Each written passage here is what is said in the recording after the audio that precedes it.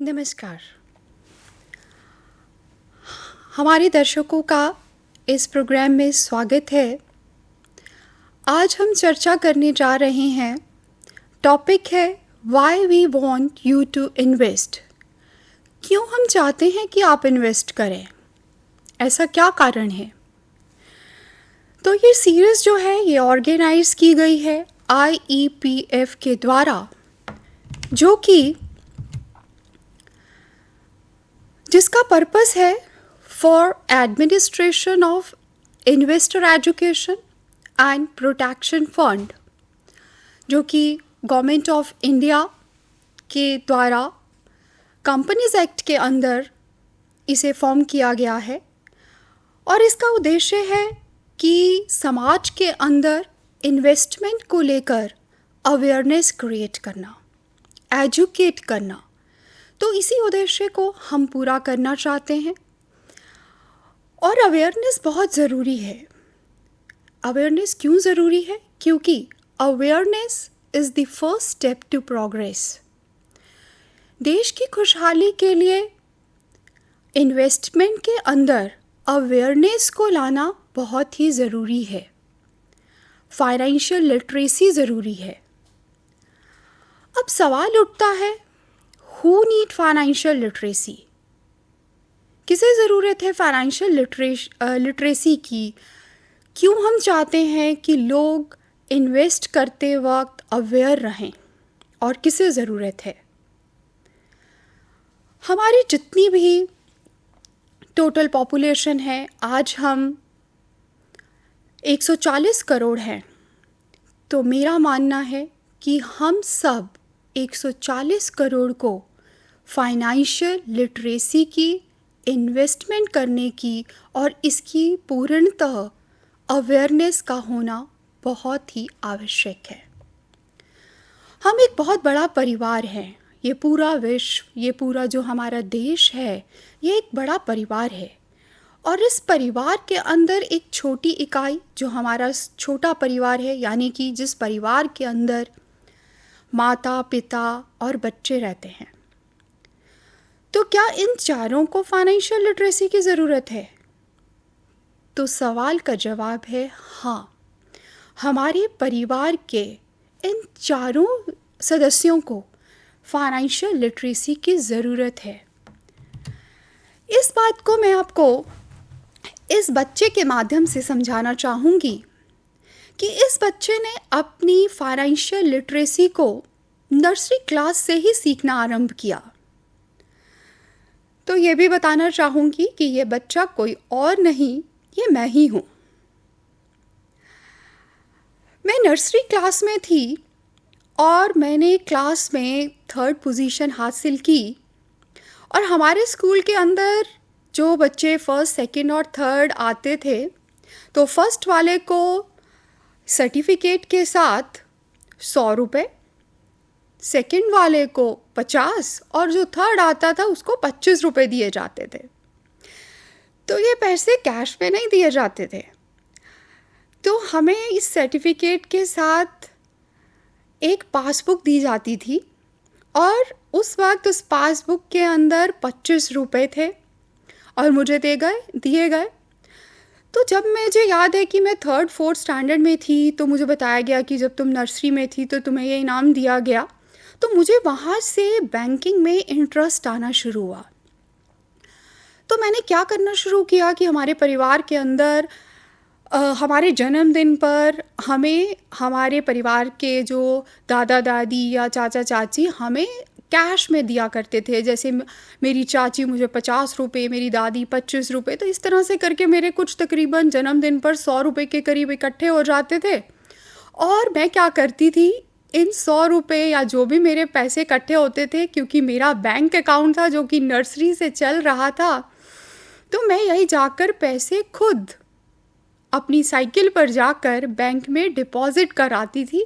तो मुझे बहुत जल्दी ही बैंक में कैसे डील किया जाता है, ये बहुत चीज़ें मैंने प्रैक्टिकल वे में ही सीख ली थी। और आप देखिए कि एक बच्चा जो अपने जन्मदिन पर 100 रुपये सेव कर रहे हैं, तो आप सोच रहे होंगे कि 100 रुपये से क्या होगा। लेकिन मेरा मानना है कि ये जो बूंद-बूंद है, इसी से सागर भर जाता है। और चाणक्य ने भी कहा है कि बूंद-बूंद से सागर बनता है, इसी तरह बूंद-बूंद से ज्ञान, गुण और संपत्ति प्राप्त होती है। और जब मैंने ये अकाउंट को 12th क्लास में मैं थी, तो मैंने इसको क्लोज़ कराया। मेरे पैसे बहुत इकट्ठे हो गए थे, तकरीबन 14 साल की ड्यूरेशन तक मैंने इस बैंक अकाउंट को चलाया। और फिर आप जानते हैं, जब ये इसमें जितने पैसे इकट्ठे थे, क्योंकि मुझे फाइनेंशियल नॉलेज मैंने इस प्रैक्टिकल वे में सीखी थी, और मैंने ये सारे के सारे पैसों से जाकर पोस्ट ऑफिस से इंदिरा विकास पत्रा खरीदा था, जो कि 5 साल बाद फिर मुझे मेरी ग्रेजुएशन पे मिला। तो आप देखिए कि एक फाइनेंशियल लिटरेसी कैसे प्रैक्टिकल वे में बच्चे के लिए सीखनी भी ज़रूरी है। तो ज़रूरी है कि हम माता पिता अपने बच्चों को ये शिक्षा दें। बहुत आसान है, ये कुछ मुश्किल नहीं है।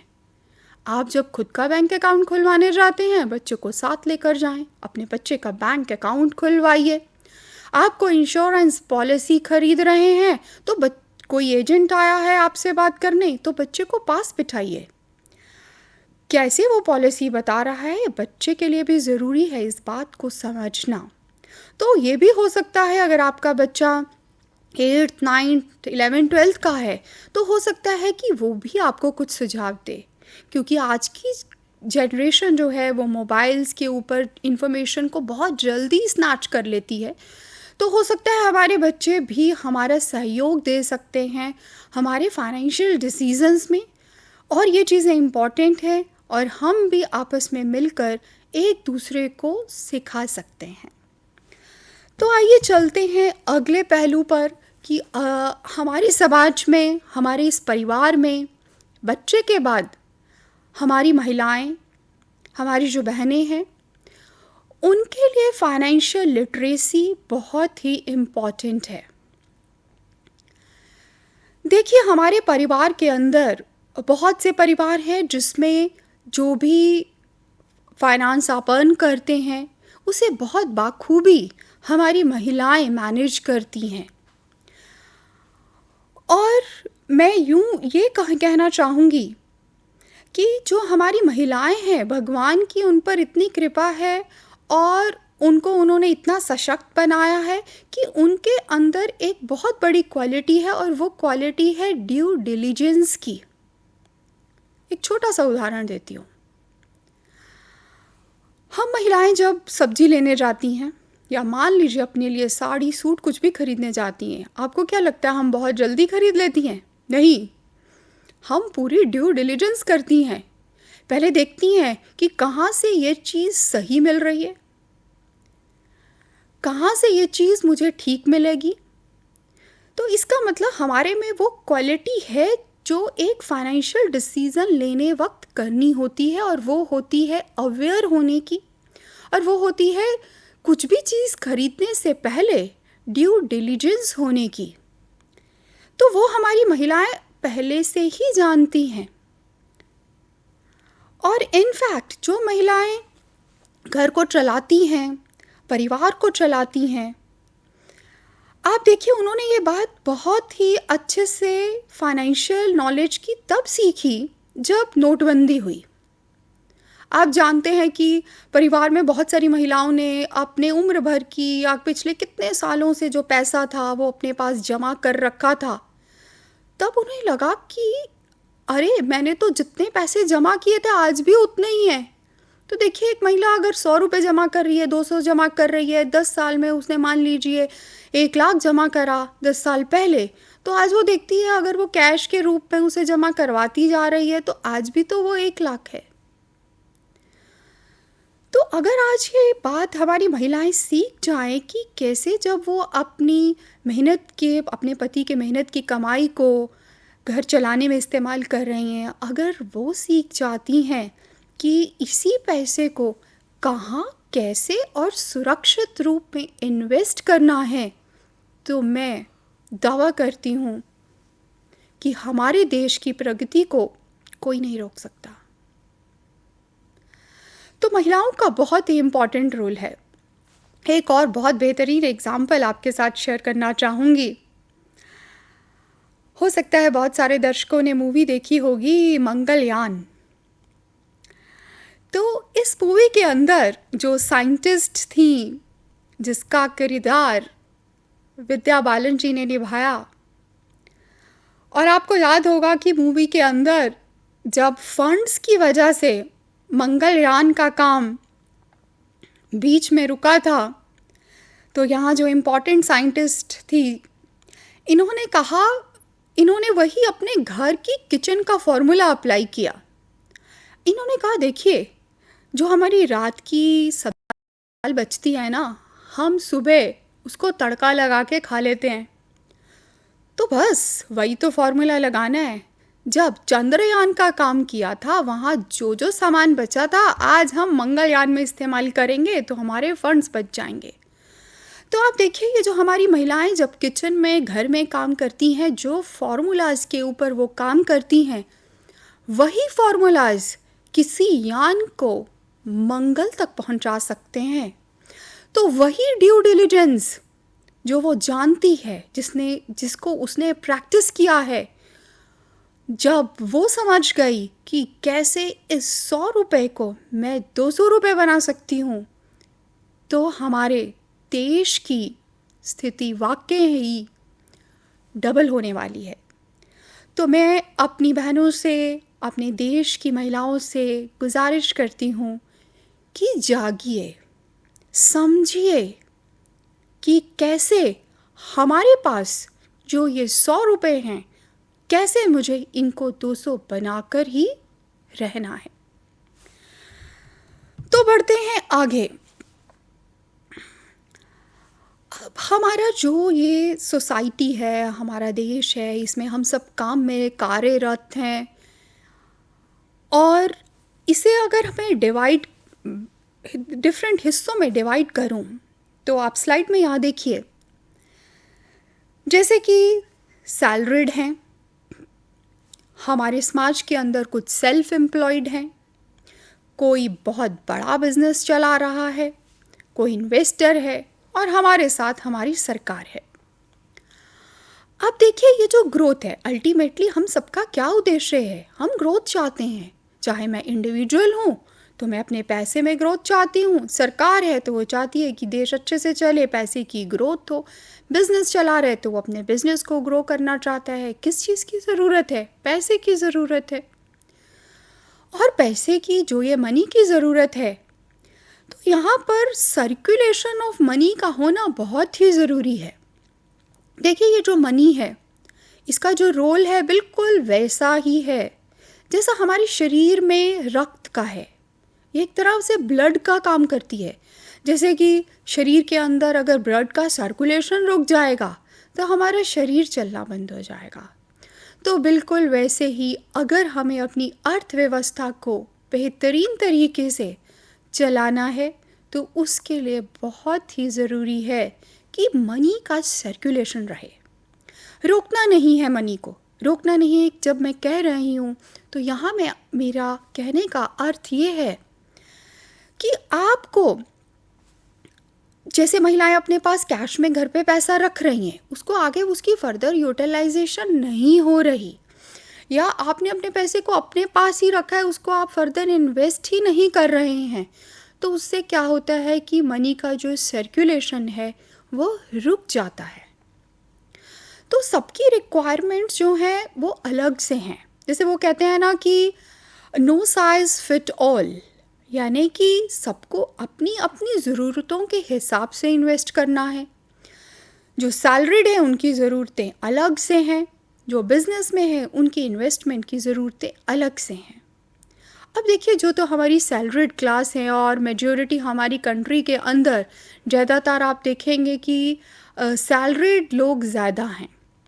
तो होता क्या है कि उनके पास जो सेविंग्स बचती हैं, तो वो निर्णय नहीं ले पाते कि हमें अपनी सेविंग्स का क्या करना है।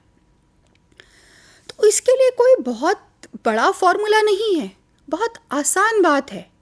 उसके लिए सबसे पहले आपको स्वयं से ही एक मीटिंग करनी होगी, स्वयं से ही बात करनी होगी, स्वयं को ही बताना होगा कि मेरी कितनी सेविंग्स हैं, मुझे कितना पैसा अपने डेली के जो मेरे खर्चे हैं उसके लिए चाहिए, और आने वाले भविष्य में क्या चीज़ मुझे शॉर्ट टर्म के लिए चाहिए, क्या मेरे लॉन्ग टर्म के गोल्स हैं। तो उन सब को अचीव करने के लिए आपके पास डिफरेंट डिफरेंट इन्वेस्टमेंट के वेज हैं। लेकिन याद रखिए, इस पैसे को रोकना नहीं है, इस पैसे की सर्कुलेशन को करना ज़रूरी है। क्योंकि देखिए, आपके पास आपको हर तरह से पैसा, मान लीजिए आप सैलरीड हैं तो कुछ पैसा आप अपने पीपीएफ में रख रहे हैं, उसके बाद कुछ आप एफडीज़ में रख रहे हैं, उसके बाद फिर आप, क्योंकि अब आपको अपनी अर्निंग्स को बढ़ाना भी है, क्योंकि भविष्य में आपको अपने बच्चों की पढ़ाई के लिए, फिर आपको अपने माता पिता के लिए और अपने बच्चों की शादी के लिए, ये कुछ ऐसे इवेंट्स रहते हैं जिनके लिए आपको अपनी लाइफ में different different moment of time पर इस पैसे की ज़रूरत होगी। तो इसी ज़रूरत को पूरा करने के लिए आपकी अवेयरनेस ज़रूरी है कि कौन सी इन्वेस्टमेंट मेरी इन सब चीज़ों को पूरा कर सकती है। तो यहाँ पर आज की डेट में डरने की बात नहीं है कि आप किसी भी इन्वेस्टमेंट को करने से पहले डरे हैं। नहीं, डरना नहीं है, बल्कि अवेयर होना है। यहाँ पर ज़रूरत इस बात की है।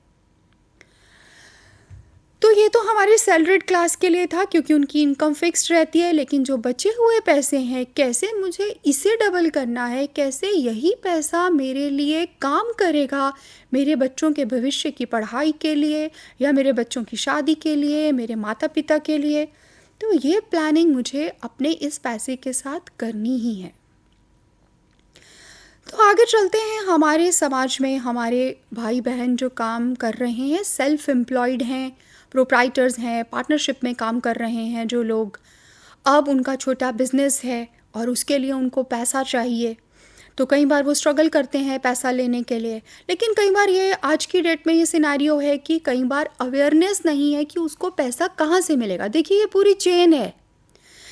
मेरे ही समाज की एक इकाई जो कि सैलरीड है, जब वो पैसा बचा के बैंक में किसी इन्वेस्टमेंट में डालता है, तो मैं जो दूसरी इकाई, जो कि मैं एक सेल्फ एम्प्लॉयड हूँ मान लीजिए, तो जिस दिन मुझे पैसे की ज़रूरत होती है तो मैं उस पैसे को इस्तेमाल कर सकती हूँ, बशर्तिया कि जो वो सैलरीड क्लास है उसने सही तरीके से पैसे को इन्वेस्ट किया है। क्योंकि जो पैसा आप बैंक में रख रहे हैं या किसी भी रूप पे इन्वेस्ट कर रहे हैं, तो यही पैसा उस इंसान के काम आने वाला है जिसे इसकी ज़रूरत है। तो उसके बाद चलते हैं कि इन्वेस्टर, हमारे समाज में इन्वेस्टर भी है। और जहाँ तक मेरा खुद का मानना है कि हमारे देश में बहुत सी लोग इन्वेस्ट करने से डरते हैं, एक्सक्लूसिव उसको अपना प्रोफेशन बनाने से भी डरते हैं। अगर हम विश्व की बात करें और मैं विश्व के उन बड़े बड़े इन्वेस्टर्स की बात करूं, तो उनमें वॉरेन बफेट जी का नाम आता है, जो पास्ट प्रेसिडेंट अमेरिका के मिस्टर डोनाल्ड ट्रंप हैं, उनका नाम आता है। तो ये बहुत बड़े बड़े इन्वेस्टर हैं जिन्होंने विश्व के अंदर इन्वेस्टमेंट करते हुए ढेरों पैसे कमाए हैं। तो मुझे लगता है ये जो लोग इन्वेस्टर हैं, ये हम लोगों के लिए एक इंस्पिरेशन है। हम इनको जानें कि ये लोग कैसे इन्वेस्ट करते हैं। तो ये एक अवेयरनेस ही है। जिनका रुझाव इन्वेस्टर बनने में है, तो वो अपने आप को रोके मत और अवेयर हों, ताकि देश की प्रगति में सहयोग दे सकें। उसके बाद बात आती है बिग बिजनेस हाउसेस की। तो इसके लिए मैं आपको बताती हूँ हमारे देश में बिग बिजनेस हाउसेस के बारे में। तो जैसा कि आप स्लाइड पर देख पा रहे हैं, ये 4th ईयर ऑफ जब जीएसटी कंप्लीट हुआ, तो जीएसटीएन ने ये डेटा जो है ये पब्लिक में सर्कुलेट किया। और ये डेटा देखिए क्या बता रहा है, बहुत ही इम्पॉर्टेंट इन्फॉर्मेशन दे रहा है हमारे समाज को और आंखें खोलने के लिए भी बोल रहा है। स्लाइड में देखिए, इस स्लाइड के अकॉर्डिंगली, इस डेटा के अकॉर्डिंगली, जो कि 30 जून 2021 का है, पिछले साल उस वक्त पर हमारे देश में 1.12907,284 लोग जो थे वो जीएसटी के अंदर रजिस्टर्ड थे, यानी कि 1.29 करोड़ लोग जीएसटी में रजिस्टर्ड थे। तो जानते हैं कि ये जो टोटल 1.29 करोड़ हैं, इनमें कितने लोग हैं जो पब्लिक और प्राइवेट लिमिटेड वाले हैं? तो देखिए स्लाइड में, आप स्क्रीन पर देख पा रहे हैं कि इसमें 0.5% पब्लिक लिमिटेड कंपनी है और इसमें 6% प्राइवेट लिमिटेड कंपनी है, और जो हमारे प्रोप्राइटर भाई बहन हैं वो इसमें 80% है जो जीएसटी के अंदर रजिस्टर्ड है। तो इससे आप देख पा रहे हैं कि जो बहुत बिग वाला इंडस्ट्री में काम कर रहा है वो तो, अगर मैं सिर्फ पब्लिक लिमिटेड की बात करूं, वो तो सिर्फ 0.5 है, और मैं अगर प्राइवेट और पब्लिक दोनों को मिला लूं तो वो तो सिर्फ 6.58% ही तो है। तो अगला सवाल उठता है कि मैं इनमें मुझे इन्वेस्ट करना है, मुझे कैपिटल मार्केट में जाना है, तो यही है वो जीएसटी के रजिस्टर्ड 6% लोग जिनकी कंपनी में आप इन्वेस्ट करना चाहेंगे जब हम बात करते हैं कैपिटल मार्केट की। तो इतने लोगों की कंपनी में इन्वेस्ट करना या उनके शेयर्स लेना, तो मुझे नहीं लगता कि ये कोई मुश्किल काम है। और सबसे बड़ी बात ये है कि हमारे पास आज की डेट में ऑथेंटिक इन्फॉर्मेशन है। तो यहाँ मैं एक फाइनल आपको इन इम्पॉर्टेंट पॉइंट्स की तरफ आपका ध्यान दिलाना चाहूँगी कि जब आप इन्वेस्ट कर रहे हैं, चाहे आप इंश्योरेंस में जा रहे हैं, आप पीपीएफ में इन्वेस्ट कर रहे हैं, आप कुछ बॉन्ड्स खरीद रहे हैं, चाहे आप लोग कैपिटल मार्केट में इन्वेस्ट कर रहे हैं, ये जो बिग कंपनीज़ में जब आप इन्वेस्ट करते हैं तो आप कई बार डरते हैं। तो मेरा यहाँ सुझाव है कि आपको डरना नहीं है, आपको अवेयरनेस लेकर आनी है। डरने की बात इसलिए भी नहीं है क्योंकि इन सब को रेगुलेट करने के लिए हमारे देश में रेगुलेटरी बॉडीज़ हैं। अगर मैं बात करूं, कंपनीज जो हैं वो मिनिस्ट्री ऑफ कॉरपोरेट अफेयर्स के अंदर रजिस्टर होती हैं। उसके बाद जितनी भी कंपनीज हैं उनके ऊपर रेगुलेटरी अथॉरिटी जो लिस्टेड है सेबी है। अगर मैं बात इंश्योरेंस की बात करूं तो इंश्योरेंस की रेगुलेटरी बॉडी है। अगर मैं रियल एस्टेट की बात करूं तो हमारे पास रेरा का एक्ट है जो इनके ऊपर नज़र बनाए हुए है। आप देखिए, आज जो हम प्रोग्राम कर रहे हैं ये एक एजुकेशन अवेयरनेस के लिए गवर्नमेंट ऑफ इंडिया का एक इनिशिएटिव है, क्योंकि वे जानते हैं कि इस अवेयरनेस का फैलना बहुत ज़रूरी है, क्योंकि हर देशवासी का जो कंट्रीब्यूशन है वो बहुत ही इम्पॉर्टेंट है। आप देखिए, अगर एक बच्चे के 25 रुपये डिपॉजिट करना भी इम्पॉर्टेंट है, तो हर एक पैसे की बहुत वैल्यू, इसीलिए जन धन अकाउंट खोले गए ताकि समाज का हर वर्ग, हर पर्सन, जो हमारी टोटल पॉपुलेशन है, वो इस इन्वेस्टमेंट का हिस्सा बने ताकि हम प्रगति के पथ पर चल सकें। तो मैं आपको बताना चाहूँगी फिर से कि डरिए मत, चेक करिए। अब चेक करने के ऑथेंटिक सोर्सेज हैं। पहले तो मैंने बोला कि एक रेगुलेटरी बॉडीज़ हैं जो अपने काम में कार्यरत हैं। अब वो अपना काम कर रही हैं, उसका ये मतलब नहीं कि आप अपनी ड्यू डिलिजेंस नहीं करेंगे। आप अपने लेवल पर भी उसे चेक करेंगे कंपनी को। तो मैं आपको चेक करने के तरीके बताना चाहूँगी कि एमसीए का पोर्टल है, जीएसटी का पोर्टल है, आरबीआई की वेबसाइट है। आप सबको जानिए, वहाँ से ऑथेंटिक इन्फॉर्मेशन मिलेगी आपको। फिर विजिट ऑथेंटिक इन्फॉर्मेशन आप डिफरेंट गवर्नमेंट की वेबसाइट पे लीजिए। गवर्नमेंट ने हर वेबसाइट पे अपनी इन्फॉर्मेशन प्रोवाइड की है। फिर उसके बाद आपको कैश में नहीं डील करना, बैंक में डील करना है। उसके बाद आपको जब भी डील कर रहे हैं आपको अपने ओटीपी किसी के साथ शेयर नहीं करने, ताकि आप किसी भी धोखा कोई आपके साथ ना करे। फिर उसके बाद कोई एजेंट आया तो आप उस एजेंट का आईडी चेक करिए, उससे पूरी इन्फॉर्मेशन लिए, उसकी ऑथेंटिसिटी जो है वो वेबसाइट से चेक करिए। उसके बाद अगर एजेंट पॉलिसी के बारे में या इन्वेस्टमेंट के बारे में बताता है तो उसको उसकी ऑथेंटिक वेबसाइट से चेक करिए। फिर उसके बाद गवर्नमेंट ने इंटरलिंकिंग और आधार, पैन जो है वो चाहे आपका इनकम टैक्स का पोर्टल है, जीएसटी का पोर्टल है, हर जगह पर इसे इंटरलिंक किया है ताकि भविष्य में धोखाधड़ी जो है वो कम हो सके। और दूसरा, मैं फाइनली यही आप सबसे कहना चाहूँगी कि समाज के जिस जिस वर्ग को पैसे की ज़रूरत इन्वेस्टमेंट करने के लिए या अपना बिज़नेस अच्छे से चलाने के लिए चाहिए, वो हम सब मिलकर ही असल में एक दूसरे के साथ शेयर करते हैं और एक दूसरे की मदद कर रहे हैं। जिस दिन हम ये जान जाएंगे कि इन्वेस्टमेंट हम सब के लिए बहुत ज़रूरी है, तो उस दिन हम केवल हम ही नहीं, हमारा परिवार ही नहीं ग्रो करेगा, उस दिन हमारा पूरा देश ग्रो करेगा। इसी के साथ आप सबको नमस्कार।